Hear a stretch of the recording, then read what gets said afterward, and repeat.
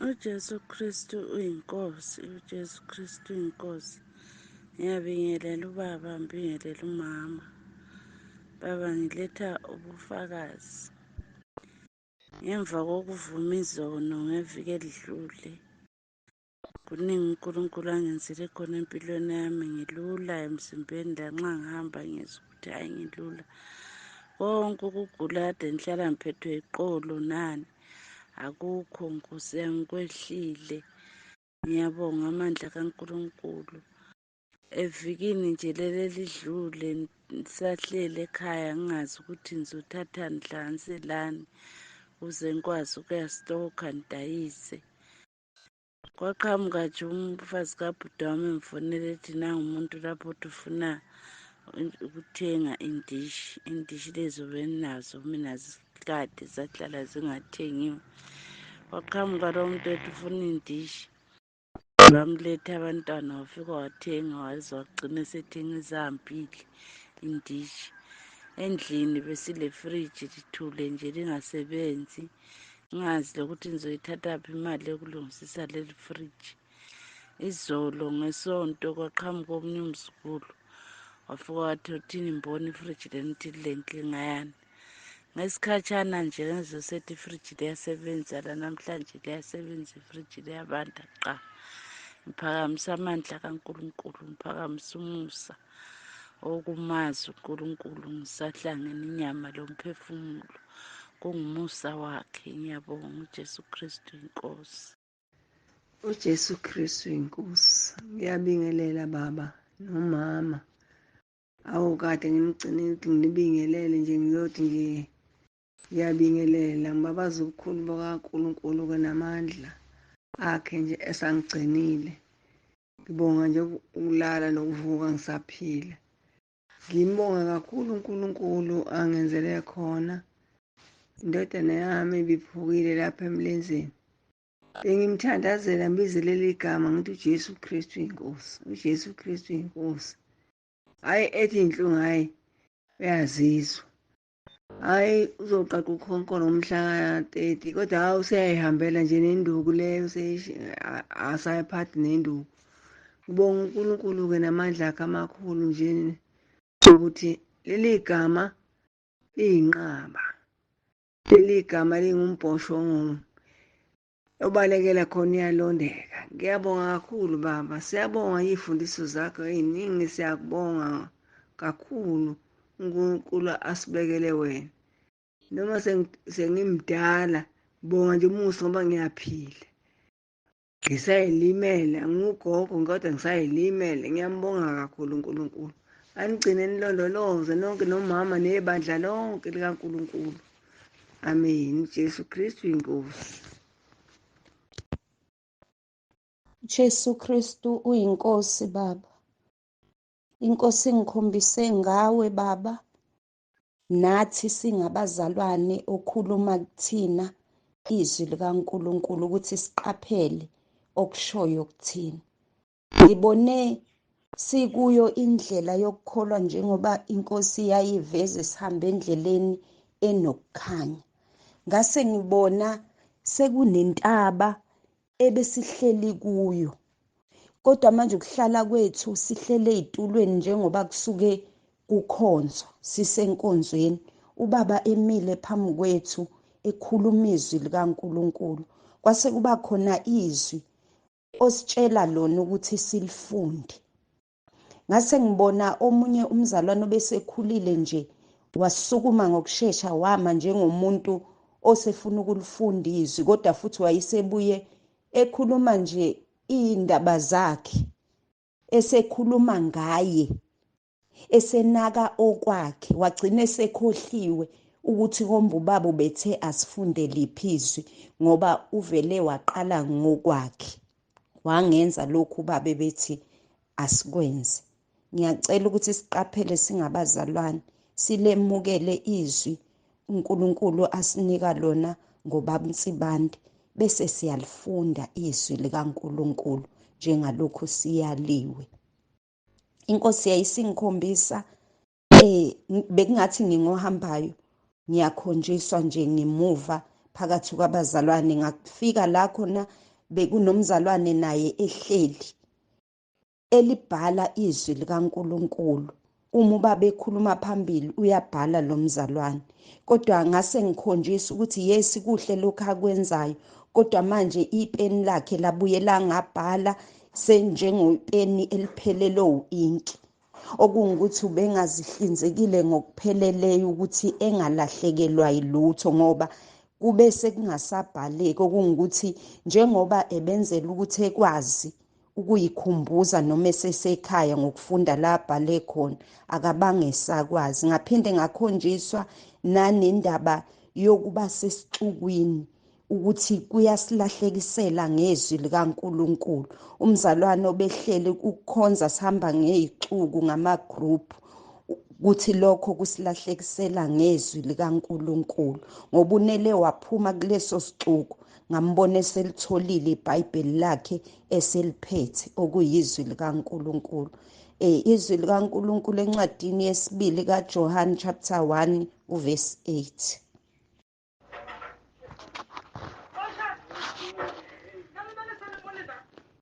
Amen baba uJesu Kristu inkosi.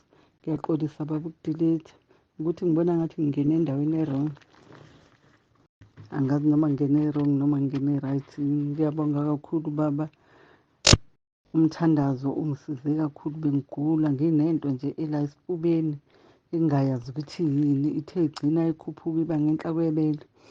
Ngilokhu ngikhuleka ngisho abaseRoma, ngilokhu ngikhuleka ngisho abaseRoma.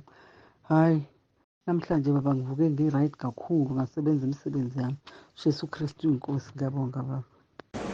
uJesu Kristu inkosi baba, ngicela ukuthula ubufakazi ukuba ukuthi namhlanje ekuseni ngabo-2 ngivuke nombono, ngibona umagcini wasekhaya usamkelisiwe egwaze ngemuva engathi ugazwe indodakazi kamamkhulu wethu, kanti ngaye ngayiphupha nakuqala. Ngangikade ngisemkhosini ngikhulekela i-household witchcraft, sikhuleka nenye igroup.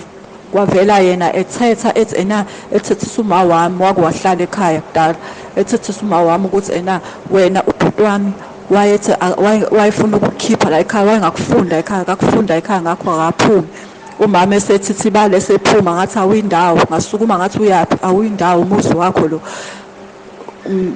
Izolo-ke namhlanje kuzobe isekuseni ngiphupha ekhona ekhaya usisi lo wethu ekhona ekhaya, bese eyaphuma esehamba. Uma esehamba bese ngibona sekungena lo owumagcini, ungena ugwaziwe la ngemuva. So uma ngabe egwaziwe bese ngithi mina uyini kwenzakaleni, athi hayi ugwaziwe uthandazile, usho lo usisi lo okuyena ozala umamkhulu, athi ugwaziwe uyena. Kwasho wathi ngithi mina ngizobe la kanti ubesho ukuthi ubezogada wena ukuthi ukuphi. Bese ngivele ngiphuma ngithi athi naye akunalutho, ngithi asithole usizo, ngilithole usizo. Bese ngiphuma engilandela ngemuva, isegqoke ibhantshi eliyisikotshi nje, uhamba kancane. Ngimqala ngimbheke ngemuva, ngimbone ukuthi uhamba kancane. Sijaha ukuthi sothola le moto engiyicinge komakhelwane ngayithola. So nje manje mase ngobu-12 ungisendela uWhatsApp ngoba ngivuke mangibheka isikhathi bengu-2 ekuseni, ngathi ngamtshela ngathi akhuleke nalo wamkhuleko wami waseRoma 10 verse 9 ngoba ngamsendela naye. So manje ngabo-12 ngitshela ukuthi lo lama mina-ke unonu umfice emile egcekeni engakwazi ukuphefumula, ethi iy'nyawo uma ehamba zibuhlungu. Usesho ukuthi shuthi bengidonsa leyo nto. Ngithi nje uJesu Kristu inkosi kakhulu ngoba shuthi sithabe sithi siyahloma, sithi siyahlasela, kodwa uNkulunkulu emuhle washeshe wangibonisa. Sakhuleka nokuthi amthole nje egcekeni ngoba uthi ubengakwazi ukuphefumula, ethi isifuba akakwazi ukuphefumula esifubeni, kanti akasiyo umuntu onaleyo nkinga. Umuntu onaleyo nkinga ulo engimbone ngimphuphe egwaziwe ngoba une-asthma. Lo akanalutho, kodwa nje uNkulunkulu emuhle, siyambonga kakhulu ukuthi kunqotshiwe. uJesu Kristu inkosi mkhulu, ngiyabingelela ngegama linamandla lenkosi ethu uJesu Kristu ophilayo. uJesu Kristu inkosi, ngiyaxolisa mkhulu ngokudilitha ngishaywe yisikhathi, cela uxolo. mkhulu, kune experience engi-experience-ayo nje kulamaviki adlulile. Ngiba nemibono ngizibona ngishumayela emgaqweni, ngivangela impela, ngibiza abantu ngithi ngibatshela ngoJesu ukuthi uJesu uyabuya, abantu mabaphenduke ngokushesha ezonweni zabo, mabaphenduke beze kuJesu. Ngishumayela nje leyo ndaba ebantwini abaningi abantu emgwaqweni, nje ey'ndaweni ezahlukeneyo kodwa ezinabantu abaningi. Then ngaphinde ngazibona engathi kanjena sengiza nabo abanye sebephendukile njengoba ngishumayela ekade ngibaletha, kodwa lapho engibaletha khona kukhona wena mkhulu, ngibazisa kuwe. Then ngasuka ngokushesha ngoba ilanga seliyashona, namafu ayahlanganisa, kubonakala ngathi isimo sezulu sibi. Kumele ngiphuthume ngiyoshumayela ngokushesha lingaze imvula inethe. Ngiyamemeza ngokukhala ngithi abantu mabaphenduke, inkosi uJesu uyabuya, inkosi uJesu uyabuya, phendukani, inkosi uJesu uyabuya. Sekusenjalo ngazibona ngikwenye indawo, kukhona umuntu okhuluma nami kodwa ngathi angikho ngedwa, sibambadlwana nje besingafikanga naku-10. Then sinikezwa incwadi kaMateyu chapter 5 kuya ku-chapter 15. Then ngavuka ngayifunda ngempela leyo ncwadi, ngayifunda ngithe ngiseku-chapter 14 ngingekayiqedi, kwavela ngazibona futhi kumele ukuthi ngishumayele, kodwa ngaziba mina ngangashumayela. Kanti ngalowo mzuzu emveni kokuba ngizibile ngingashumayelanga, icilongo selizokhala uJesu uyabuya. Then mina ngazibona ngisala kwi-rapture, ngasala ngikhala kabuhlungu, abantu bekhuluma bethi uJesu ubuyile, uthathile ibandla, mina ngisele ngendaba yokuthi ngibone umuntu oyisangoma, azange ngimtshele ngoJesu. Lo muntu uyasala kwi-rapture naye ngenxa yokuthi akashunyayezwanga ngoJesu, and mina kade kufanele ukuthi ngimshumayeze. Inde mkhulu indaba yami, kodwa ngicela ukuyibeka lana okwamanje, kodwa iyinto eyodwa yokushumayela kuphela nje. Lokhu ngiba nemibono ehlukahlukene eminingi ekhuluma nje ngendaba yokushumayela kuphela. uJesu Kristu inkosi. Amen.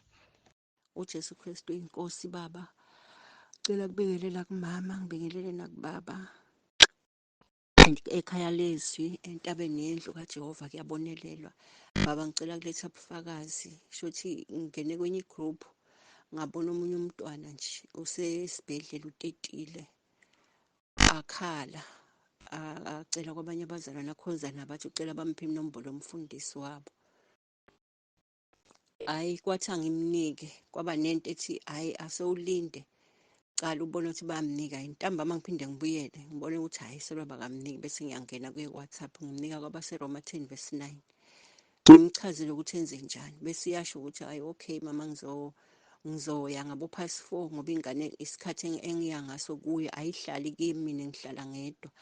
Ifakwa amapayipi se-ICU, nginesikhathi sokuyoyihlola ngincelise, kodwa ingane ayifuni ukuncela, ayincela iyagonyuluka. Sebaze bathi bodokotela ubisi angilukhame ngilulahle, ngilukhame ngiluchithe, ngichithe.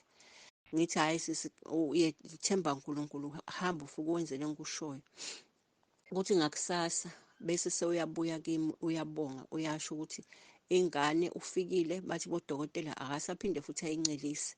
Uthi ingane makathi uyayincelisa ivele ingane incele, ikhombise ukuthi ayinankinga, isi-right.